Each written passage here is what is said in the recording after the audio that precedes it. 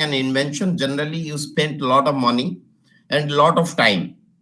Okay, so if you don't get anything in return, so it will never inspire someone to make, to exclude others from using. Generally, when others cannot steal your idea, obviously they'll be prompted to create new inventions because they also want business. So this is how patent helps the science and technology to develop, and overall it helps the society to make newer inventions and make the life easier.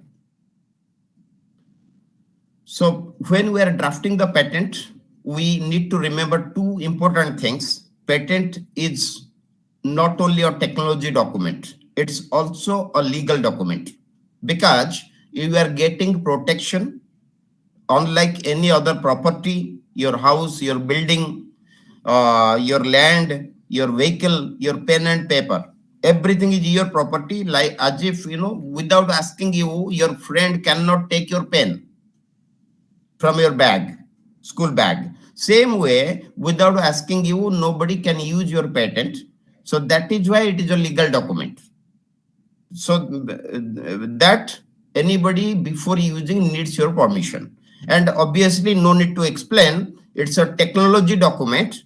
So that is why writing a patent requires skills and understanding of the legal aspects of the technology.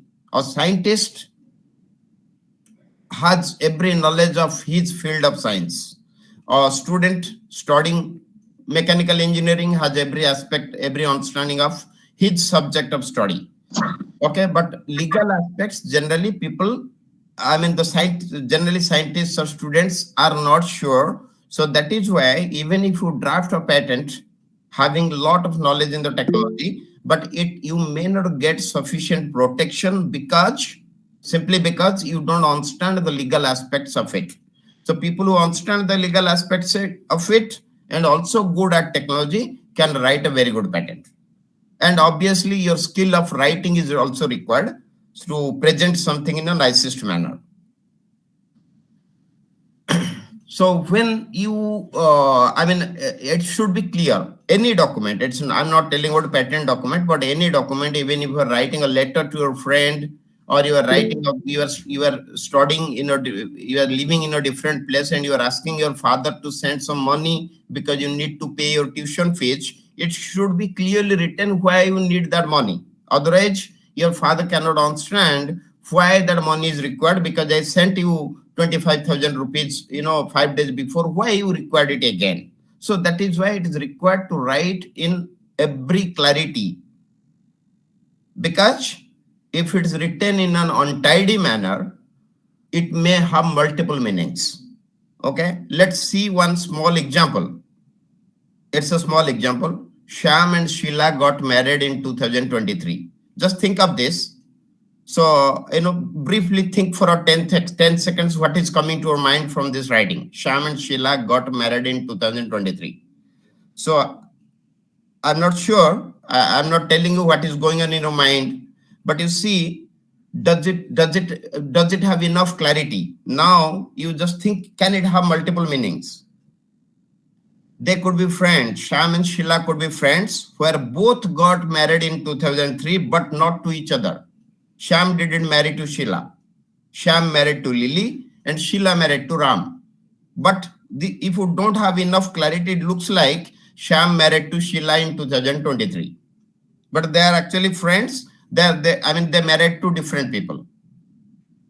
If it is written in a legal document, it can be a trouble. If you write in this manner without giving enough clarity that Shyam and Sheila got married in 2023, if it is in a legal document, it may give a wrong impression, and you may be caught later. The person who has written or who has given this kind of document may be caught because you knowingly or deliberately you wrote in this manner so that people will stay confused.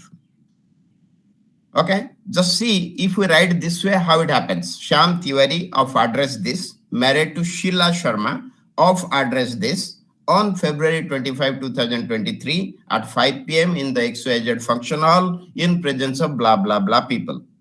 Okay, So you can, if you write in this manner, there will be no ambiguity. And further to strengthen it, if you write, if you bring this, all this information also, their age at the time of marriage, which is under law, if you know the marriageable age for boys and girls, their citizenship, there is citizenship also a criteria to get married, their mental capacity to give consent, and also their sorry, I mean, if they are already, if they have already a living spouse.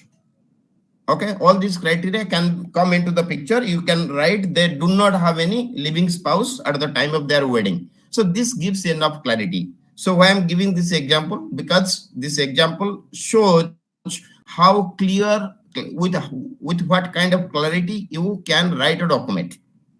I mean, there is no fixed definition for giving you clarity. More clarity you can give is better. Okay, now when it's coming to patent specifications, there are primarily two types of patent specifications. One is provisional, another is complete patent specification, which I'll discuss in the next slide, or non-provisional patent specification. So why a provisional patent specification is filed? It's because suppose you are still doing the experimentation and you fear that any other people or other institute also, or you don't know, somebody might be in Korea or Japan or US, they might be doing parallel inventions, because the technology is changing very fast and new things are coming up every day. So that's why, without losing time, when you, in fear of anybody else may file the patent first, you want to file your idea quickly as soon as possible. Because you see, by the time you complete your experimentation and have the experimental data, it may take another 6 months or 8 months, 9 months. So that's why you file a provisional application, and the patent system gives you 1 year time from the provisional application to file the non-provisional application, that is called also the complete application. So you file first your idea through a provisional application, and then within 1 year you file the complete application. And remember that provisional application doesn't mean that it's not a dirty or quick write-up. It needs to be systematically written, because if you have not written anything in the provisional in a broad manner, in a narrow manner, you cannot write it in the complete specification. I mean, you cannot completely bring out some new things in the complete specification and tell I had disclosed in the provisional in a very broad manner. Okay, so you have to write the key components of the invention, and your complete specification or non-provisional specification, when you file after 1 year, within 1 year, it has to be within the limits of, within the periphery, within the scope of the provisional application. If you have added anything in the non-provisional application that is beyond the scope of the provisional, technically beyond, then that will not get any advantage from the provisional application. It will not be rejected. That new thing will not get protection from the earlier date. It will get protection from the date of filing the non-provisional application. So primarily, what a provisional patent specification includes: title, technical field, background, objects, some drawings, description of the drawings. And you see here, I have struck out the detailed description of the invention. Detailed is not required. You need to write a description of the invention, whereas the detailed description is required at the time of filing the non-provisional application or complete application. Okay, you have to give the details like what in the description. You have to give what the invention does, the components or steps, components in a product patent and steps in a process patent, how the components are arranged and how they function together. So all this data you can give. You can, of course, give an abstract. You can give certain claims also. Okay, though it is not mandatory to give claims or abstract kind of things in a provisional patent specification, but it is a good, the practice that I follow. I always add a description, abstract, and also certain claims in the provisional, because at the time of drafting the complete specification, it helps me. So that is why you all keep in mind, though it is not mandated by the patent office to add or abstract or claims in the provisional, but you try to, whatever possible, you try to make some, one abstract and one claim at least, keep it. It will help you at the time of drafting the complete patent specification. Okay, now we're talking about a complete or non-provisional patent specification. It has everything. You can see briefly everything we knew so far: title, technical field, and all these things. You see here the detailed description came into the picture. Fully and particularly describe the invention and its operation or use and the method by which it is performed. You have to give different embodiments. Different embodiments means different examples to carry out the invention, because the invention may not be exactly in a pinpointed manner. It can have a broad scope. You can give various examples of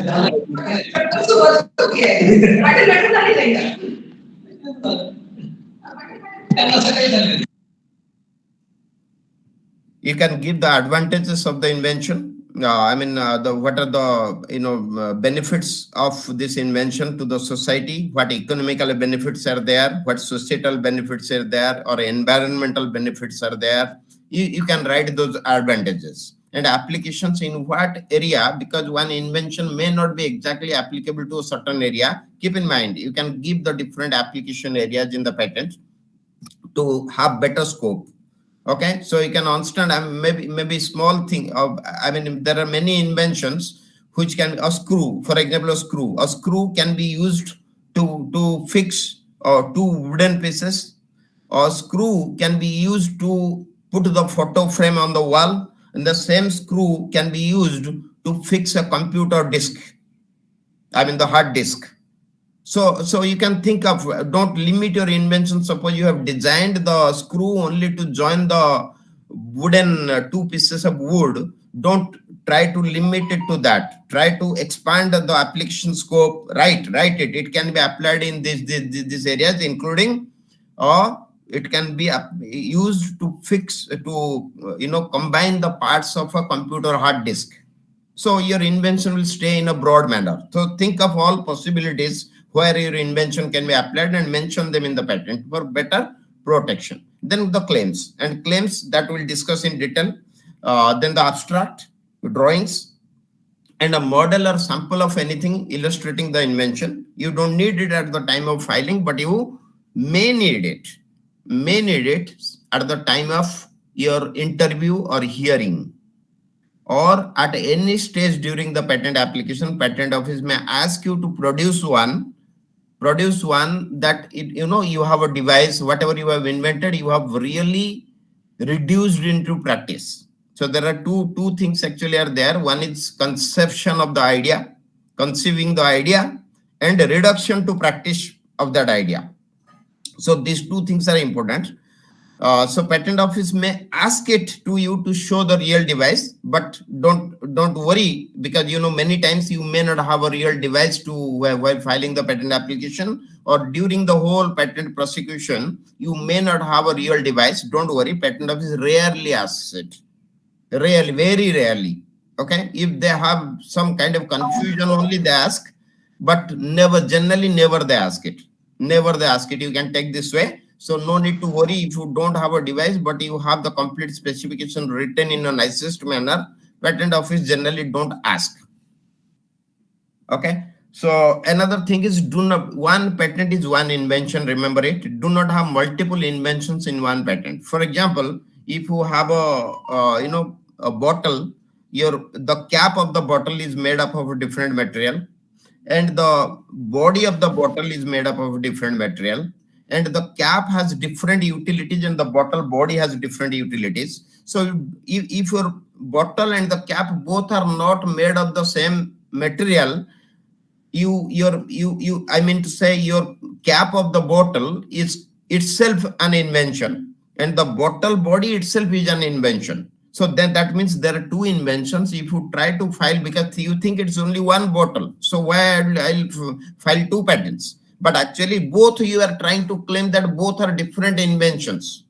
The material for the cap you have made with a new material, completely newly synthesized material, and the body of the bottle with a completely newly synthesized different material than the cap. So that means there are two different inventions, but you don't confuse that it's only finally it's a bottle only. Without the cap, how the bottle is possible? Okay, so but there are two different inventions and patent office may object to it and ask you to file two different patents. So then you have to break your patent that you have filed originally with two inventions.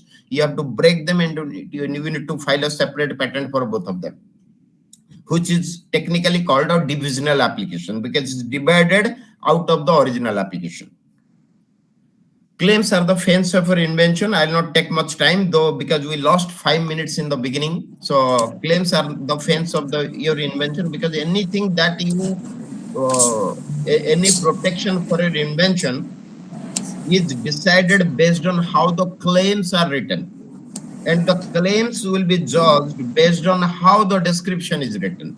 So all are interrelated, but if any legal issue comes, any infringement, like your patent is stolen by somebody else, I mean somebody else is doing business on your invention, then only the case or the legal litigation will be judged based on the claims only. Remember that. That's why claims are the fence of your invention. Description is not the fence, but description is required in an elaborated manner to explain the claims. So you have to write a good description also, but claims gives you legal protection. Description doesn't give you legal protection. Now let's start drafting. Okay, so before drafting, you carefully, if you yourself drafting, you are a scientist, you understand the legal aspects of the patents and you know how to draft, then you write down each and every point in a clearer manner, because you already know the invention. But the person, suppose you give your patent, your invention to me, so my job is completely to, because I don't know what the invention is about. I may have a phone call with you, I may discuss with you, but I need to understand. I'll completely read, I'll highlight important points within the document, I'll note down on my diary or in a Word document important points of the invention. Okay, that those points that solve some technical problems, I'll identify in that manner. What are the points? Because the document you may give to me that might be having 10 pages, 5 pages, or 20 pages. But I'll read completely and identify which points are solving the technical problems and what are the technical problems those points are solving. Then I'll center my invention about and around those problem solving points. Okay, so you center your invention, center your claim drafting and all the drafting around those problem solving points. Especially claims will have the gist of the invention and the problem solving points. But as I said earlier, the description may have the background of the invention. It may have the summary of the invention. Okay, so those things do not, the background of the invention, it's like prior art. I mean, what is already known and what problems are faced in the society for which you would require to invent this thing. You require a new invention. Okay, so primarily in description, there will be many different things, but the claims generally are short and they will have all the important things of the invention.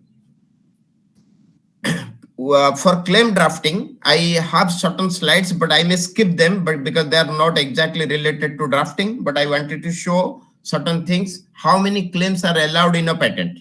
Okay, so is there a restriction by patent office? If you have a question in mind, is there a minimum number of claims required? What is the maximum number of claims required? So if all these to answer all these questions, there is no, first question I'm answering, there is no restriction with the patent office on the number of claims. But is there a minimum number of claims required? Yes, one.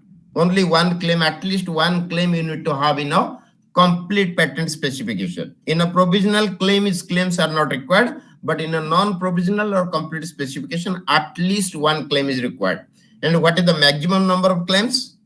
There is no maximum.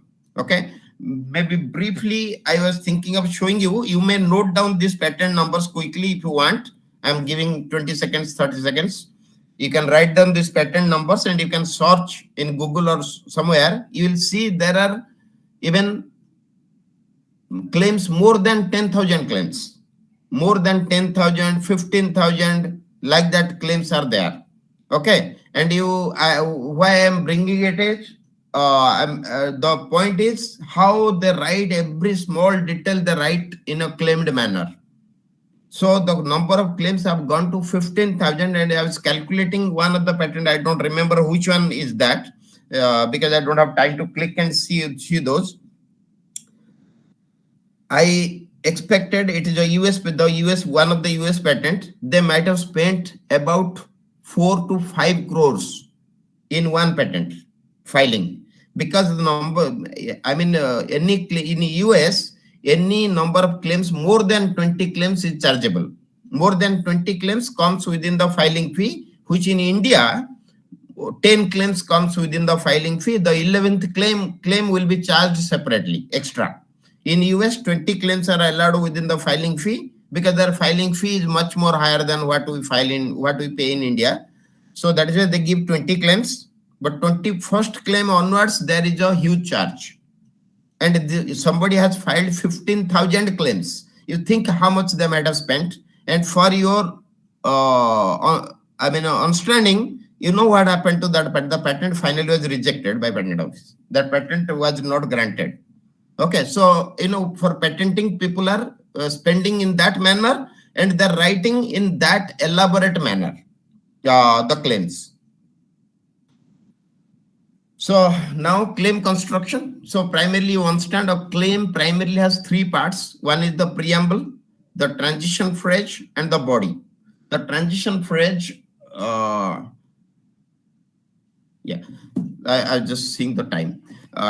Transition preamble, show you an example. The preamble will tell about a device or kind of method, and the transition phrase is a phrase that you'll find in the claims comprises, including, includes, containing, characterized by. These are open-ended transition phrases. And in some claims, which you'll find in generally dependent claims, you'll find consisting of or consists essentially of. These are kind of transition phrases, and then the body of the claim, where you will describe each and every aspect of that invention. Okay, so and remember, one claim is one sentence. You cannot have a full stop. Suppose claim 1, you have to start, you can give comma, you can give semicolon, but you cannot give a full stop anywhere in the claim. Only at the end of the claim. Only at the end of the claim, you have to keep the full stop. Okay, just see the preamble. One preamble example of a preamble: a device for transmitting medical data comprising. Okay, comprising will become the transition phrase. Device for transmitting medical data is the preamble. A composition for disinfecting surfaces. A method of preparing a metal film on a substrate. Okay, so these are preambles, and this red color things you see: comprising, comprises, consisting, characterized by. Okay, these are transition phrases. And the last sentence you see, the communication consisting an antenna, a battery, the communication device. Actually, the device word is missing there. I could have written that. The communication device consisting. Communication device became the preamble. Consisting is the transition phrase, and what it includes is an antenna, a battery, a sensor. Okay, all this blah blah will be the body. Okay, an antenna or battery, this will be body. Okay, so when you see any patent, you will find some independent claims. Independent claims means they don't depend on others. Okay, they stand alone claims. And independent claim, the main claim is the first claim. The first claim is always first claim is also an independent claim, and first claim is generally the broadest claim. Okay, then dependent claims are depending on the main claim. That is, the first claim can be an independent claim. you made some dependent claims, claim 2, 3, 4, 5. Then the sixth claim you want to have, protect your invention or write the claim in a different manner. Okay, so then you can have claim 6 as another independent claim. The different aspects of the invention you want to cover through another independent claim, that is claim 6, and 7, 8, 9, you can have again dependent claims. Okay, so and multiple dependent claims, what does it mean? Is multiple dependent claim means a claim that depends on, suppose you write this way, the claim according to the device according to claim 1 and 3 includes this. So that will have a multiple dependency. I may have another slide, I'll explain this factor. And the punctuations you need to very carefully see. You see colon, semicolon, comma, and full stop. Probably we'll see here. You see here method for forming openings in a hydrocarbon containing formation comprising. You see, before comprising there is a comma, after comprising there is a colon. Okay, A, B, C, 3 different aspects were written. That is the 3 different steps. First step is forming a first opening. Second step is providing a plurality of magnets. And third step is forming a second opening. Okay, now you see second claim is a dependent claim. That is method of claim 1 or method as claimed in claim 1, wherein the plurality of magnets comprises magnetic string, comprises of magnetic string. This is a dependent claim. First claim is an independent claim. Okay, so you understand the feel of an independent or dependent claim and the punctuations, comma, and then semicolon after the transition phrase comprising. Then every step will end at a semicolon. And at the end, you see the full stop. At the end of the claim is the full stop. Nowhere in the middle you can give a full stop. See, you see here the, you see here in claim 1, A, B, C or hyphen bullet points are not there. You saw in the previous one, you see here how A, B, C manner it is written, or at least you can have bullet points or any kind of bullet points, hyphen or circular or square bullet points are fine. So, but here you see those are missing. In claim 1, they are not correctly given. Okay. And you see in claim 10, the solution of claim 1. After that, there should be a comma, it's missing. Okay, and the full stop you see in all these claims, the full stop is at the end. So claim 1 is a independent claim. That is the claim 1 is the main or first claim. Claim 10 and 11 are dependent claims. Multiple dependent claims, you see, this is one example. That claim 4 you see. The method, claim 1 is an independent claim. Claim 2, 3 are dependent claims. Claim 4 is also a dependent claim, but claim 4 is a multiple dependency because it depends on claim 1 and claim 2. Okay, so this kind of claims are also possible. And you may think how to use it, where to use it. It depends on the situation. Suppose you have certain thing that while writing, you think like it can depend on claim 1 and claim 3 both. So you write the method according to any one of the claims 1 or 3, 1 and 3 only. But I'm writing 1, 2, 2, that means 1 and 2. Or 1, 2, 3, if you say that is 1, 2, 3, all 3. So product claims generally includes physical features and process claims includes steps. Just remember the difference between product claims and process claims. So what can be products, which patents can be protected under product claims? Article, apparatus, device, machine, system, or chemical composition, okay, or pharmaceutical composition. This kind of things can be products. And they will have specific elements which together will make that product. So you have to write the claims in that manner. Each component has to be written in a clearer manner so that together they make that product. And process or method claims, they will have multiple steps. For example, here you see one patent, methods for applying a liquid crop preservative formulation to a container. You are applying a crop preservative formulation to a container inside which will store the grains. Okay. And the second patent, you see, method of swinging on a swing. This is a US patent. So actually in Indian patent system, you may not get this kind of a patent because method of playing games, it may come under method of playing games. So this kind of method of swinging in a swing cannot be patented as such. But in US, it is a granted patent. It's an old patent, though it's a patent of 1985 or 1990, but it was granted. In Indian patent system, it's not allowed, but you have to write each and every step of it. In the first patent, you see method for applying a liquid crop preservative formulation to a container. You have to write how you apply. Suppose you will first clean the device with soap, then you will rub it in certain manner, or you will apply first a primer, then you apply some kind of other material, then you apply this, spray it thoroughly or uniformly. First, so you may say first spray on at the bottom, then on in the inner walls. So you can write in any manner, but it has to be in a stepwise manner. And if you feel it can have multiple ways of applying, then have multiple dependent claims, multiple independent claims. Claim 1, you will have one method of applying. Okay. Claim 2, claim 5, maybe another independent claim. You can have another way of applying that same preservative. There is a combination of product and process claims. Okay, but keep in mind, Indian patent system doesn't give much importance to processes or methods. Even if you are having a process or method, but it should create a new product. Unless the product is new, that means having an old product produced by a different method, you will not get the patent granted. Okay, so whatever you process, you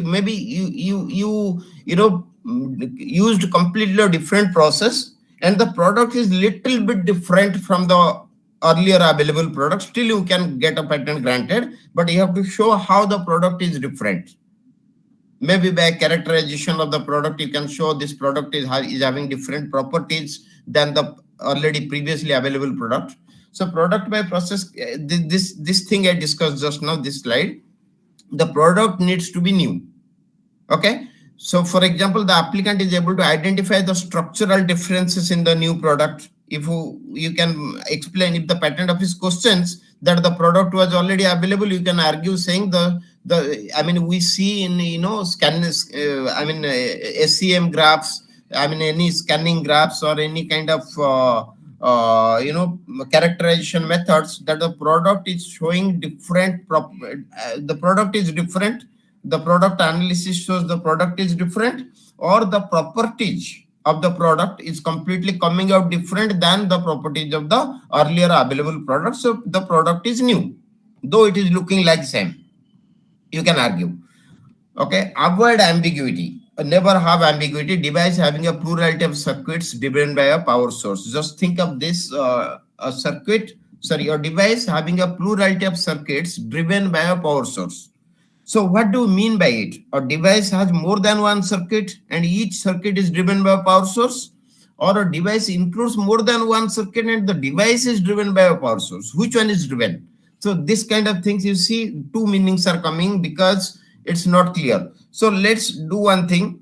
Let's put a comma and see. A device having plurality of circuits, you put a comma, driven by a power source. Does it change the meaning? So it's still not clear whether the device is running by the power source or the plurality of circuits we are telling by running by a power source. It's not clear. So let's see this sentence. A device having plurality of circuits, each circuit driven by a power source. This is clear that the circuits are driven by a power source. Of course, ultimately when the circuits are driven, ultimately the device will be driven. But the device may not depend only on the circuits. If the circuits are powered, it doesn't mean that the device is powered. The device may require many other things to be powered also to run the device. So that is why we have to make sure when we are telling driven by a power source, what we are meaning here, whether the device or the circuit, because the device is having another component which is also running by the power source. Then until and unless that element is powered, the device cannot get power. Device cannot be said as powered. Okay, so these things matter here. The way of writing matters in this manner. Your comma matter, your the punctuations matters, and the writing style also matters. It can change the meaning. It changes the meaning means it can you can get objection from the patent office because of ambiguity. Patent office may tell your sentence is not clear. What you mean to say is misunderstood, can be misunderstood by the public. And second, point two is you will get less legal protection. Your protection will be subdued. You cannot get a good protection because if it goes to the court may say it has a lot of ambiguity. It's likely to confuse anybody in the public. So if anybody has stolen your patent, then he didn't make any mistake because it was so ambiguous.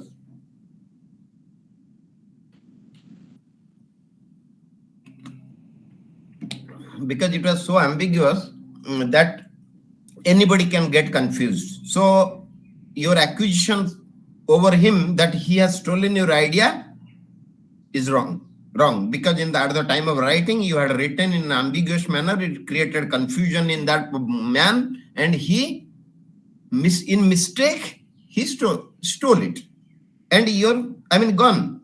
You will not get the whatever business he did out of your patent, you will not never get any money back.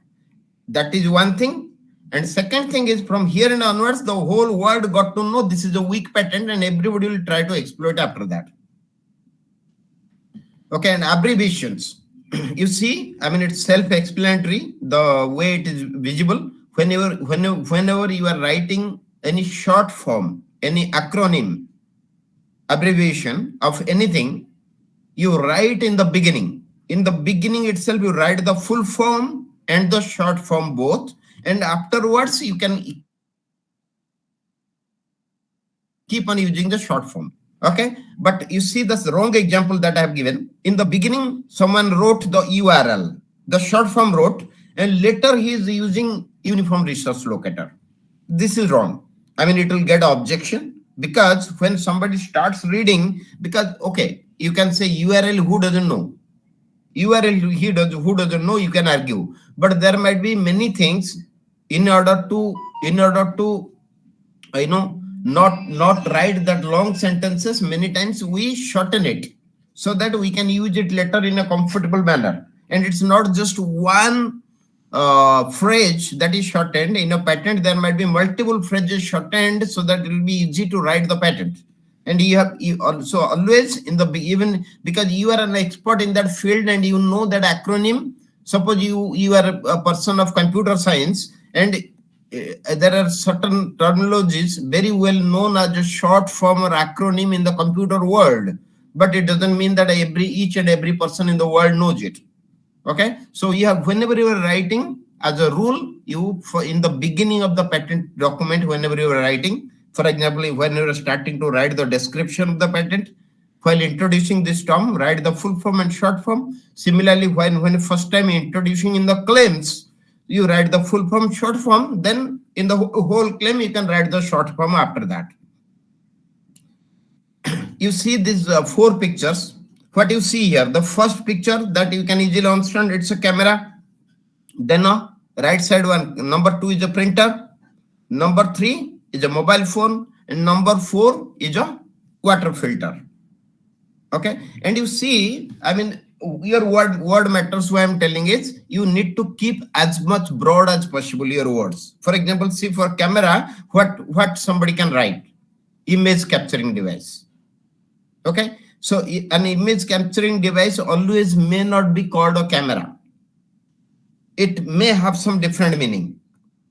Different things also can be told. Image forming apparatus, it may not be always called a printer. If you have written a printer, better write image forming apparatus. It will cover more than a printer. An image capturing device will cover more than a camera. A portable radio communication device. Okay, a portable radio communication device or radio communication equipment. You can tell it instead of a mobile phone or a cell phone. Okay, it will have broader scope of protection. And similarly, it's a decontaminating means, or you can say water decontamination means, okay, instead of saying a water filter. So you can have broad words. And another thing is stick to your words, don't change. For example, you see here a method of communication through a mobile communication device comprises an antenna or sensor. In the second claim, you see what I've written, the method of communication according to claim 1, wherein the antenna set comprises. Wherein the antenna set comprises, where is antenna set? Antenna set was not introduced earlier. Earlier it was told only antenna. Okay. And number 3, you see the method of communication according to claim 1, wherein the sensing device comprises. In claim 1, where is sensing device? No, we told a sensor. So you should have used the word sensor here. Your mind is telling it's a sensing device. Somewhere you use sensor, somewhere sensing device. It can create confusion. So whole throughout the patent, description, claims, abstract, everywhere, you will use the word sensor. Or if you are using sensing device or sensing means, use sensing means everywhere. Don't change the words because it can create confusion while reading, because it's not just one page somebody will correlate easily. It is a 30-page document, 50-page document sometimes, and it has multiple parts like abstract, claims, description. So, I mean, people may get confused by reading it. So always keep the words constant. You see in claim 4, I'm telling a mobile phone, or whereas in claim 1, I'm telling mobile communication device. So keep your word constant, okay? And do not restrict a single claim with many things. So if you have many things, for example, you read this claim 8, system of claim 7, wherein the first antenna and the second antenna are the same antenna, wherein the plurality of antennas are flat antennas, patch antennas, dipole antennas, when the plurality of antennas are configured to operate in frequency bands of this. So what happens in case any one of these things is objected, the whole claim is gone. So rather than that, you have these 3 different things in 3 different claims. So whichever is objected, that claim will go and the other 2 will remain to sustain your patent. You can argue. So this way, if you write, you will be in trouble. One, either patent office may completely reject that claim, or patent office may ask you to divide this, I mean, remove this portion from that claim. So what you have to do, you have to rewrite that, delete this claim and rewrite 2 more claims. So then that, if you have written from the beginning 3 claims, if claim 9 is objected, just remove claim 9, 8 and 10 over. Your work will be lessened at the time of prosecution, at the time of examination report. And antecedent basis, you remember, how to use A on the.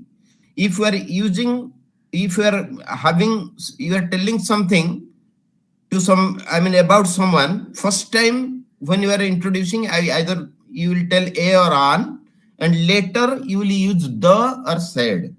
I'm giving an example. I met a teacher who taught me when I was studying in class 7. I met a teacher who was teaching me when I was studying in class 7.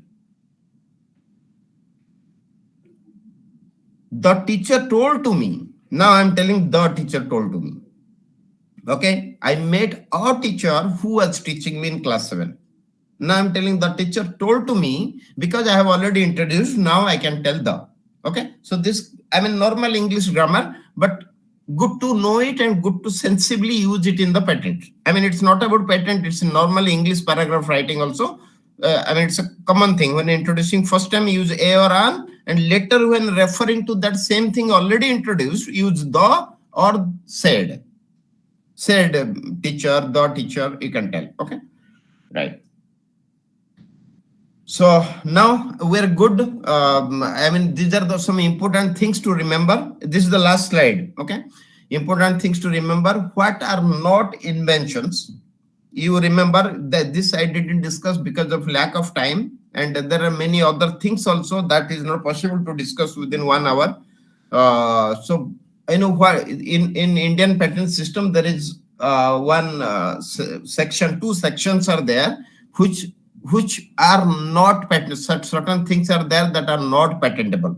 For example, method of stealing from somebody's house, method of stealing money from somebody's house, method of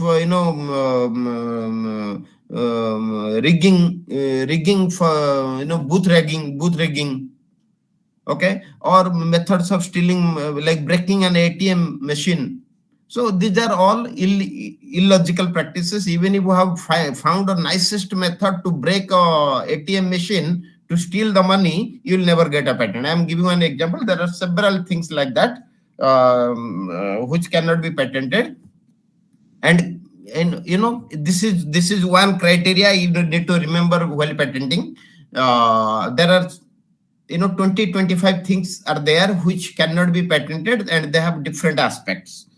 Okay, and novelty needs to be there for patenting. Inventive step there should be there, and enablement. When I'm telling enablement means your patent should be sufficiently described. Your claims should be sufficiently described in the description of the patent with sufficient examples and all possible details to carry out the invention.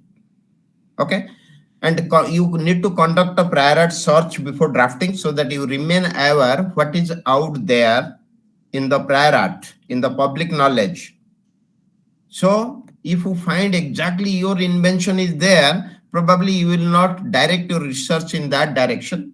Forget about drafting a patent is a later thing. Or in case you want to still go for a patent application, you can take informed decisions that you know what is out there, and you try to avoid those things. Avoid those things means at least you will not claim those things which are already there, because you understand your patent has something new which is not there. Though they are very similar products are there, similar methods are there, but your patent is having something new which is not available in any of those prior arts known. Okay, and you remember, if you didn't find it, maybe patent office during examination they'll find it and give the objection. So you need to conduct a thorough prior art search and note down the key points in your invention that we discussed to draft the patent application. Center your invention around those problem solving points, and words that you use should be dictionary, should have some dictionary meaning, like Oxford Dictionary, Chambers Dictionary. Some dictionary should have that meaning. You cannot have some weird words you cannot use in the patent that it's not available in the dictionary. Okay, keep the terminologies and values consistent throughout.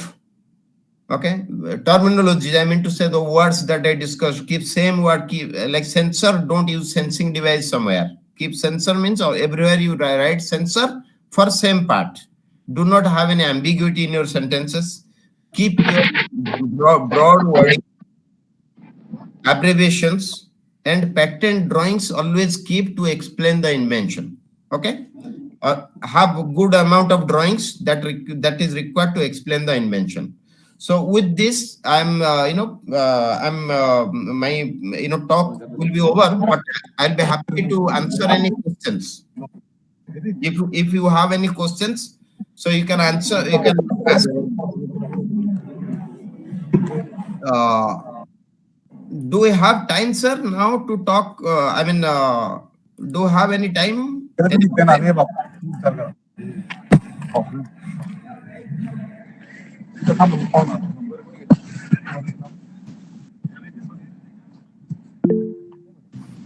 Hello, sir. Am I audible? Yeah. You're audible. So we have a time, another 30 minutes, up to 12 o'clock we have scheduled our session. Perfect. So if you have some time, we can continue.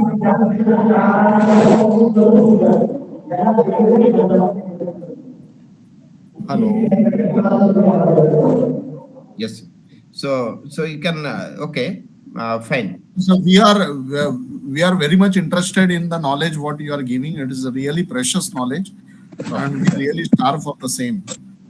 You are taking all these examples. So these examples are very good. So thanks.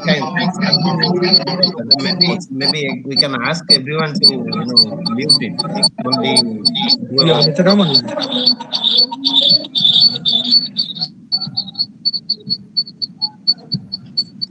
Yeah. So, right. Yeah. So, do I have any questions? If anybody has any questions, I can answer.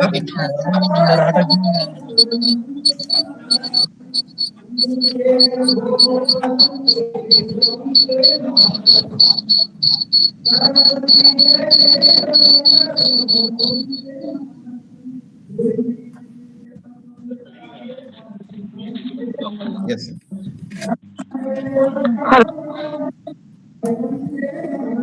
Am I audible, sir? Yeah, you're audible. You're audible, and many more folks are also audible. Yeah. I have a little questions. One thing is what we learn that the patent is only when the which is the different from the existence, right? Yeah, it has to be new. It has to be Yeah. new. See, But for a product development, should we patent? Means there are several ideas, as you told about the idea and drafting and all these things. But for the product development, we utilize the sources, and utilizing different sources, we have to develop. We should develop one new product. So it may be patentable or not patentable. yeah, yeah, absolutely. See, if the I mean that product that you are telling, is it existing? That product is existing. No, material is always existing, right? So Material existing. yeah. So the compound may change. So Absolutely. shall we? In which category we could patent it? Okay. So, I mean, you want to? Are you talking about a chemical synthesis? Chemical. I just wanted a complete. I just wanted a develop complete product, which will be a commercialization level. So, what kind of product? I mean, what kind of product it is? Is it a chemical product, mechanical product, or what? Or electronic It's a product? civil product. No, Civil it's a product. civil Okay. product. Perfect. Yeah, yeah, Got yeah. your point. Got your point. Yeah. So if you have completely different material, you have to characterize that material like its compression strength. Okay. Mm-hmm. Yeah. All the types of mechanical characterizations, whatever possible, it's tensile stress or whatever. Okay. Okay, okay. So if you can characterize and provide that this kind of strength was not available in any of the prior art materials. For example, I'm taking one example of concrete. Suppose you Mm-hmm. have a concrete pillar. Okay. So Mm-hmm. the concrete that you made with by mixing certain things, madam which was either those आवाज येतोय ना mixing those materials madam me was not खूप press known केलंय पण organic. मला सापडतच नाहीये की मी ते चलन तुम्ही जे चलन मागताय ना ते चलन सापडतच नाही आता काय करायचं बँकेचं लॉग इन म्हणजे मला हे पण आठवत नाही की कोणत्या बँकेतून दिलंय तो पण एक प्रॉब्लेम आहे हा एसबीआय पण आहे आणि हे पण आहे माझं इंडियन बँक पण आहे तर आता मग मी इंडियन बँकचं पासबुक घेऊन बसलोय त्या डेटला तर काही ट्रान्झॅक्शन दिसूनच नाही राहिलंय मला आता दुसरं मला एसबीआयचं Sure, can you ask? Yes.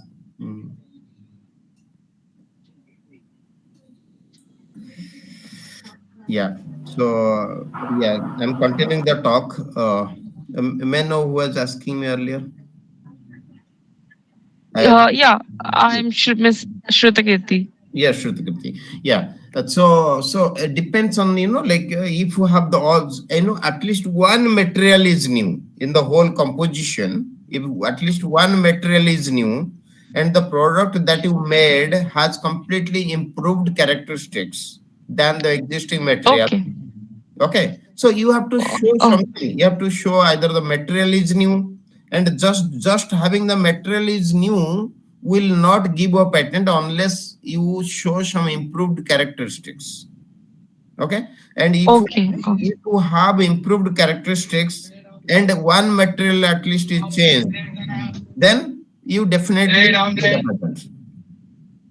Okay, okay, okay. And for the idea patent, one should file individually, or we need. Well, sorry for such a very No, no, you can ask basic question. anything. No, no, no, you can ask Yeah, anything. Yeah, go ahead. yeah. But for the idea, one should patent individually, or we need to hire uh, few expert. Okay, so you mean to say, can you do it on your own, or you need an expert? Oh, yeah, yeah, yeah, yeah. Right. So I mean, it depends on the kind of expertise you have. Okay, as I explained, you need to know the legal aspects of it. You need to know, you need to be a good writer. In order to draft a good patent, first of all, your English should be good. You should be a good, Okay. I mean, having somebody good English doesn't mean that he can write good English. Okay, so Right, somebody can speak good English, but may not be a good writer. Otherwise, everybody in the world would have been writers, right? Some people have right. nick towards writing good English. Okay, and Mm-hmm. it's not about good English, writing in a systematic manner. Though that is one thing, and other thing is, you should have the legal knowledge of how to write to get good protection. Otherwise, the patent that was having actually possible to get good protection, somebody who doesn't write well can spoil it, and you may get the patent granted, but with lesser protection, which is prone to be stolen. Some people can steal it, Exactly. you cannot do anything to them. They may steal it. So a stronger patent protection cannot be done if you don't have the expertise of legal writing. Okay. And so it is always, I would advise you need better, and that is one thing, that is at the time of writing.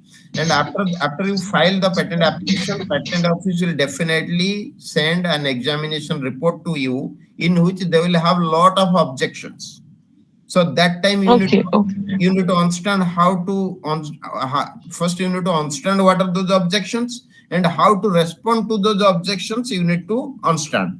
And the third step, after that, a hearing, face to face hearing also will happen with the patent office examiner. Okay. Okay, okay. That also, unless you are aware of the legal terminologies and how to defend yourself, you cannot do. So your question, Right. is equivalent to you are presenting yourself in the high court without a lawyer. Okay, okay. Okay, right. So that way, Yeah, right. understand, you can do, though I'll not tell you cannot do, but it needs a lot of practice. Okay, which Yeah, yeah, yeah. a Sure, scientist sure. cannot do lot of practice in legal writing, because they don't have time. That is why it's good to have experts who are doing that every day. Yeah, yeah, yeah, yeah, yeah. That's true. That's true. So, Yeah. yeah, Fine. Thank you, sir. Thank you. you're welcome. Yeah, any other questions, please? Yeah. Am I audible, Hello, sir? Yeah, audible. Sir, one question. Right now, there is one trend. Many researchers, they are opting for Australian patent Yeah. because it took very little time. So, sir, what is your suggestion? Can we opt Yeah. for it as compared to Indian patent granting? I understand your point. I mean, it's a good question, actually. I also know that many people, because in Australia, they're getting the patent granted quickly. So, and people are, first thing, they're getting a patent granted. Second thing, they can declare, I have a foreign patent. Okay. But people, I mean, what you'll do with that kind of a patent? What is the benefit of having that patent, unless you have some inner happiness that has no value? For your information, there are two types of patents. One patent is a solid patent, another patent is called a petty patent. Okay, that is called a petty patent, or in certain countries it's called utility models. They are not called even patents. Utility models, they are told. They are not utility patents, they are utility models, or where in some countries where it is called a patent, it's called a petty patent. Petty, what do you understand? Petty patent is a small patent. I mean, second grade patent. It's not a first grade patent. So that kind of patents they grant without any examination. So you understand, if a patent application is not examined and it's granted, what is the value of that kind of a patent? That is only for getting inner happiness, nothing else. Okay. Right. And if some people are somebody wants, like, I can add it in my CV, it will give me benefit. People who will interview you, they know what kind of patent it is. You cannot cheat them by showing I have an Australian patent and you'll get a job. They can understand it's not a patent, it's a petty patent only. It's a worthless patent in the sense, I mean to say. But you can get happiness, show to your friends I have an Australian patent, who don't have an idea about that. They you can get credit from there, but don't feel like it will give you any money in return, because it doesn't give good protection. Simple thing, can you pass somebody without checking his examination papers? Some student gave a 10th examination. Not at all. Not at all. So that is how those patents are granted in Australia. But keep in mind, Australia has a separate type of patent, which the people that you are telling, many people are getting quickly grant. That kind of patent nobody is filing. Australia has a different set of patent also, which is thoroughly examined and difficult to get. People are not filing in that way. People are filing the easier way. It's not only Indian people or Indian students, scientists. People throughout the world, they're doing it just to create fear in others. I mean, some kind of business interest, little business, and it cannot give you full protection towards your business.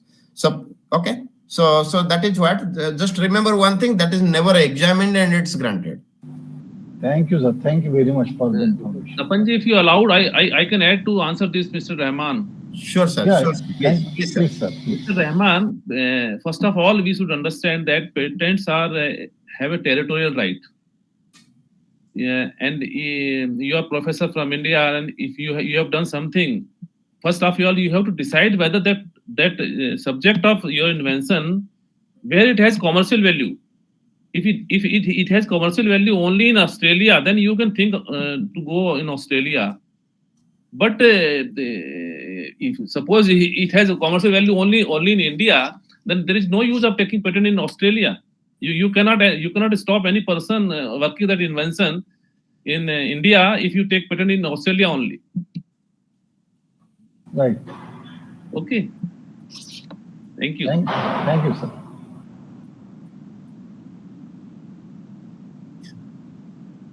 So you can have a worldwide, of course. I'm, as sir, your name, sir, Suman, sir, right? Yeah, Dr. Suman. I'm Dr. S.S. Singh. I'm a former Joint Controller of Patents, Patent Office, Delhi. Oh, thank you. Nice meeting you, sir. Here, nice meeting you here. Thank you so much. Yeah. So Dr. Rahman, I mean, further to what sir said. So the point is, I mean, it definitely, like for example, I'm giving an example. Suppose in Iceland, there is no mosquitoes. Mosquitoes are not there in Iceland. So definitely you will not file a patent on mosquito repellent creams or mosquito repellent, liquids or mosquito nets. Okay, even if you have invented a very nice, mosquito repellent cream, so you don't need to file a patent in Iceland because mosquitoes are not there in Iceland. So that way, we can understand, but the kind of Australian patents that you are telling people are getting granted, I am very much sure people are just adding it to their CVs, nothing else. They don't have any business interest, and the aim of a patent, prime aim of a patent is not adding to the CVs. It is true. Patent is done to do business, get return of the money that you have spent in the research. So that is the aim of a patent. But okay, it's okay if you are adding to your CV. It is okay to get some credit and get a good job and all these things. That is fine. But the reality is that kind of patents are good for CVs only. But if a smart interviewer is doing, they will not value to that Australian patent in your CV. But some people may not know that what that Australian patent mean, because that is a petty patent which got granted easily. If somebody doesn't know, you may get some credit in your job career. Thank you, sir. Yeah. Thank you.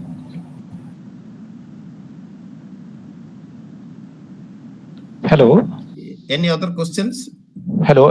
Am I audible, sir? Yes, yes. Mr. Akash. Yes, sir.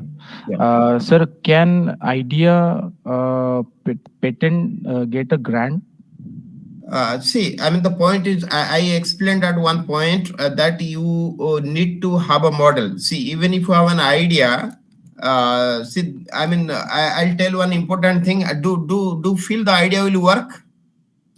You have the Yeah. idea only in the mind because you have never experimented in the lab. It's Correct. the idea is in the mind. Okay. The first thing is you need to think, does it work really? Will it work? Because you are spending money in the patent. Okay, don't think about in India filing a patent for an individual is 1600 rupees only. And you know the whole process of filing may be within 10,000 rupees you can file a patent application if you know how to do. But if you use a professional, then the professional charges will be additional and extra at the time of filing, examination, report response, and at the time of hearing. So many steps are there. You have to spend all the money. So if you think that you need to spend that much money for an idea, which at the end you get to know it doesn't work. So what is the meaning of a patent? But because as I said, just to Raman sir, that the aim of a patent to get the business back, and you have never experimented it, but that is why it's good to have some experimentation, then file the patent application. And second thing, as I discussed earlier, if you are in the idea stage, file a provisional application, do the experimentation, and within 1 year, if you see that it is working nicely, then file a complete specification. Because provisional application, if you file it, you can file just 1600 rupees is the government fee for an individual, I'm telling.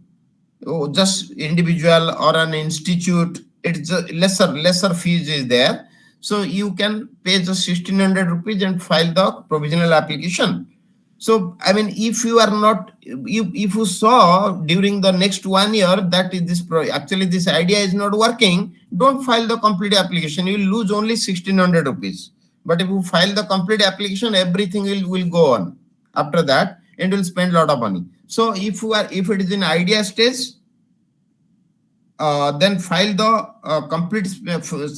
provisional application only. So that is what my best suggestion can be. In case you want, I mean, I would suggest you do some experimentation, minimum experimentation to understand it's working. If you don't have time and you think somebody may steal my idea, so quickly file a provisional application and then do the experimentation. So this is my suggestion. But to your answer, definitely you can patent an idea also. But at the time of examination or during the hearing, if the patent examiner, we call it patent controller, the Singh sir is there. He was a joint controller in the patent office. I think sir was earlier. Controllers will take the hearing, face-to-face hearing. They may ask you to show in video or in physically, they may ask you to come to show. Nowadays, it happens through video conference. So in that time, you need to show the real, product that you have developed. As I said, it's a rare occasion actually. Generally, patent office, if it is written nicely and explained in a nicest manner, they don't ask for the real product. Okay, but idea definitely you can patent. Okay, and sir, what about the design patent? Design is a completely different aspect, because the patent that having a product and its product features, elements or method steps, these are utility patents. Okay, a design patent in contrast, a design patent gets protection for its beauty. Okay, just remember it. No function, beauty in the sense, even for its ugliness also it can get protection. I mean, for its external appearance, how it appears. Its appearance gets the protection. Its shape gets the protection. Shape and appearance only gets the protection. If it's a cylindrical shape, if it's a spherical shape, or it's elliptical, or it is having a curved design on it. I'm telling you one example of Tanishq ornaments. earrings, bracelets, they are all design protected. Because every day they're making new designs of ornaments and they're protecting them. Similarly, in anything, I mean, this Tanishq, I gave you an example because an ornament you can easily understand that they have some different designs. But everything, even a pen, a pencil, bottle, so the look, appearance, and the shape of the bottle can be protected under design. It doesn't depend on what material is used, doesn't depend on what is its capacity, what is the size, it doesn't matter. So only its external appearance can be protected through design, not its functional aspects at all. And sir, one more thing, that if suppose I have the design pattern that is the granted, okay, and I would like to make the product of that design after some years. So is it comes under plagiarism? No, it doesn't. It doesn't. Because when the design was protected, it was protected for the external appearance only. But now when you are going to do a patent, that is a utility patent, that product you are going to make, that means you have to define that product with its elements, the materials used in the product, its functionality, its characterization, what are the characterizing properties. So all those things you will make. It's not plagiarism because you cannot get any clue from a design about, how will know, the ornament. I'm telling that same Tanishq ornament example. Suppose somebody is putting an earring, you saw that earring. How do you know it is made of gold or it's made up of platinum and coated with gold? How do you know that? Can you know? No, sir. So that is why if you tell I have made with a material called it's platinum, some nickel, and some gold and some silver in this composition, and I have made it. Okay, so essentially you are not here telling about the appearance of that ring. You are only telling a bulk of material, bunch of material from which you make earring, or you make a bracelet, or you have a sheet and put on your wall. Doesn't matter. You are not telling about the design aspects of it. You are only telling about its composition or the functional aspects of it, which is characterized by its characters.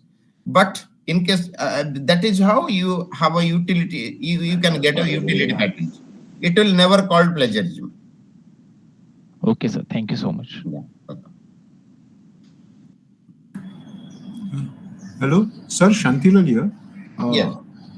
As you said during the discussion, during your presentation, that basically whenever we are filing a patent, it is a country specific, right? Absolutely. Is there any way where we can file in a basically continent or over the globe? Yeah, it is there. It is there. You have African regional cooperation. In one patent, you can file in whole of Africa, except few countries. Okay, except few countries in Africa, you can cover 95% of Africa in one patent application. Okay, similarly Europe, you can cover 90% of Europe in one patent application. There is a European Union, there is an African Union, there is one Eurasia, Europe and Asia organization is there where you can file in multiple countries. Okay, so there are several organizations, but it depends on when somebody wants to file a global patent. Suppose somebody wants to go global, every country they want to file, then it is our duty to see how to minimize the cost. In what way, if we file, it will minimize the cost. So first thing, very good question you asked. We first see where unions are there. If there is an union, then we file in that union so that the cost will not be more to the applicant. Cost will be the least possible to the applicant. So we have certain organizations where we can file, and it covers many countries at a time. Okay, thank you, sir. Yeah. Okay. Any other questions, please? Sir, good morning. Yes. I have one question that instead of patent grant, if there is a patent publication, then does it have same value? Okay, very good, very good point. So see, I'll tell you the stages. I mean, a provisional application that I told earlier, a provisional application is never published. Okay, a provisional application, as I said, within 1 year you have to file a non-provisional application that is called complete application. Okay, if you don't file the complete application or non-provisional application, that is the same thing only. I'm using complete app. In India, generally we use more complete application. In US, they use more non-provisional application. Okay. Sir, excuse me, no, provisional application means publication. See, let me complete. I mean, if you don't Sorry, file after provisional, if you don't file the complete application, the provisional application will die within 1 year. It will, I mean, no provisional application, because it is never published. If you don't file a complete application after provisional application, then it will remain a secret between patent office and the applicant. Nobody else in the world will get to know about it, because it will die. It will completely get buried within patent office system. It will never come to public. But if you file a complete application, then patent office will publish it after 18 months. After 18 months, patent office will publish, for which you don't need to pay any additional fees. But in case if you want to get it published as soon as possible, that is within 1 month from filing the complete application, patent office can publish it if you pay small fees. For a natural person, for a normal individual, it is just 2,500 rupees if you pay, a normal individual applicant, I mean to say. Okay, or an institute even. If you pay just 2,500 rupees, patent office will publish it within 1 month from the complete application. And if you don't pay anything, patent office automatically will publish it after 18 months, 1.5 years from the complete application. Okay, and after publication, if you have requested for examination to the patent office will take it for examination. Then there will be a report. You have to reply to that. After that, a hearing will happen. Then they will grant it. I understand I am not answering to your question, but I am elaborating it more. I'll answer at the end. So then the patent is granted. When the patent is really granted, you get the protection. You get the protection from the date when the patent was published. You get the protection from your rights will start when the patent gets published. Okay, that means if somebody else has stolen your idea, then you can claim to refund. He will refund you all the money from the date the patent was published. But as such, if you didn't request for examination to the patent office, so patent office will never examine it, and the patent will never get granted. It will just end at the time of publication, and you have zero protection to it. If it is just published, you have no protection to the patent.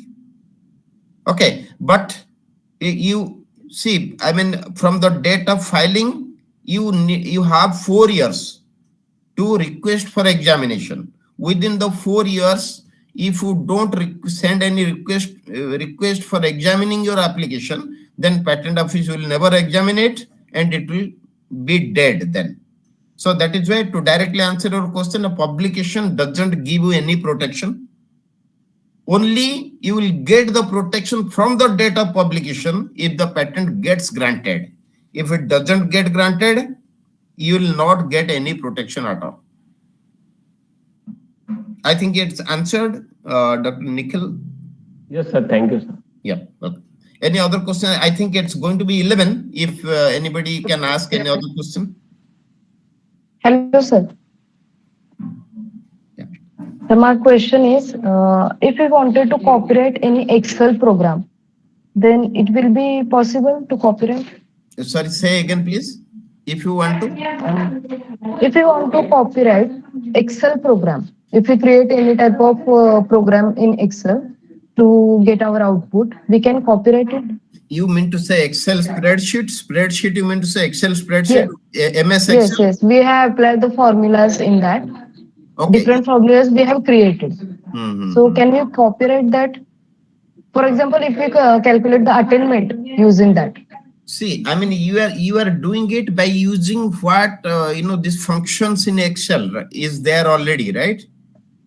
Yes, yes, Already available Excel functions. yes. Yeah. So what I mean, you will. You are telling to copyright. Will do you think you will have it in a written form, in a written manner, that if you do this, do this, do this, do this, then this will happen. Like that, you will have in a written form, or you will make the formula. Yes, yes. Have in a written form. You will have it in written form with those different steps of executing that function, right? Yes, executing that Yeah, function. you can get a copyright for that, for whatever you have written Okay. in a book manner, in a PDF, in a PDF. one page summary. Okay, whatever Hmm. you do, that can be copyrighted. Can be copyrighted. Okay. Just remember Okay. here, copyright is completely different aspects from patent. Okay, Okay. patent is for functionality and utility. Copyright is for now it will be considered as a literary work. It kind of a literature. Whenever you are writing that functions and the steps of executing some formula in Excel, it will be considered as a kind of literature. Okay. Okay, and it will get copyright, but it's unlike, I mean, design is different, patent is patent, utility patent is different, design is different, copyright is different, and trademark is completely brand name. That is of course different. Okay. Yeah, right. Okay. Thank you so much. Welcome. So anything else? Anybody else? Any other questions, please?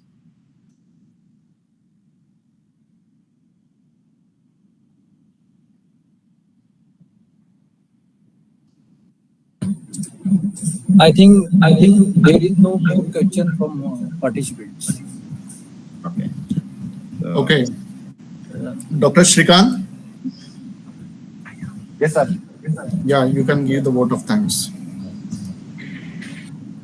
I will invite Dr. Day2 to give the vote of thanks. Good afternoon to one and all. I deem a great honor and privilege to propose the vote of thanks on this third session of FDP. First and foremost, I thank our today's eminent speaker. It was really a wonderful to hear such a detailed and informative session. Thank you very much, Sir Mr. Tapan Brahma, Patent Attorney. We are really obliged to hear you. Sir, you explained many things about technical and legal issues for patent draft filing, and written document require clarity in meaning. Also, how to classify the patent specification in provisional and non-provisional way. We clearly understood the patent claim construction and its protection. First and foremost, I thank our today's first session eminent speaker, Mr. Brahma sir, who despite from his busy schedule has found time to grace his occasion for giving us valuable information on topic patent specification and drafting. On behalf, I am obliged to you for your true help. The session was termed a grand success due to your earnest involvement and fruitful acknowledges to participants' queries. And we are all inspired by your great expertise knowledge. I hope you will contribute in the same manner in the day to come for such activity, and thank you once again for inspiring your precious time. Thank you, sir. I heartfelt gratitude to our prestigious speaker and great appreciations to our fellow participants for being us positively throughout the session. Dear participant, I would like to inform you that today's first session is over now, and dear participant, second session will start at 2 p.m. Link for the session will remain same. Join the session 10 minutes before. Next session will be taken by Dr. Sika Rastogi ma'am. Thank you. Thank you, everyone. Thank you.